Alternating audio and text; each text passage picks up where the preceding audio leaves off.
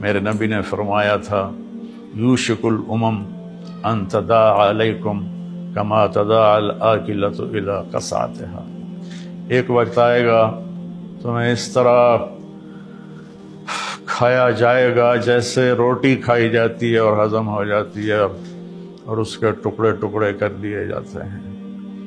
تو صحابہ نے پوچھا ابا من قلۃ نحن یومئذ یا رسول اللہ، یا رسول اللہ کیا ہم ان دنوں تھوڑے ہوں گے؟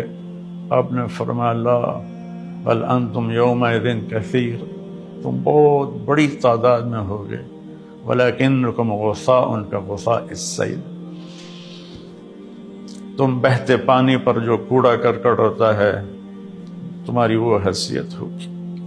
تو کیا خوبصورت تشبیہ دی کہ کثرت ہوگی لیکن اخلاق نہیں ہوں گے، حیا نہیں ہوگا، پاک دامنی نہیں ہوگی، سچائی نہیں ہوگی، جیسے کوڑا کرکٹ پانی میں بہہ کے پتہ نہیں کہاں چلا جاتا ہے، ایسے تم اپنی اخلاقی پستی کی وجہ سے تباہ و برباد ہو جاؤ گے۔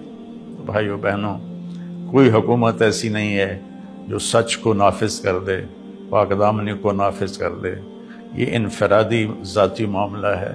ہم خود اپنی زندگی میں حیا، پاک دامنی، سچائی، رزق حلال، دیانتداری، پردہ، مستورات سے کہتا ہوں پردے کو رواج دیں۔ اللہ تعالیٰ نے اس میں بڑی حکمتیں رکھی ہیں۔ اللہ تعالیٰ ہمیں سچائی نصیب فرمائے، اچھے اخلاق نصیب فرمائے، اور اس بے حیا معاشرے کی اللہ اصلاح فرمائے اور اسے خیر کی طرف متوجہ فرمائے۔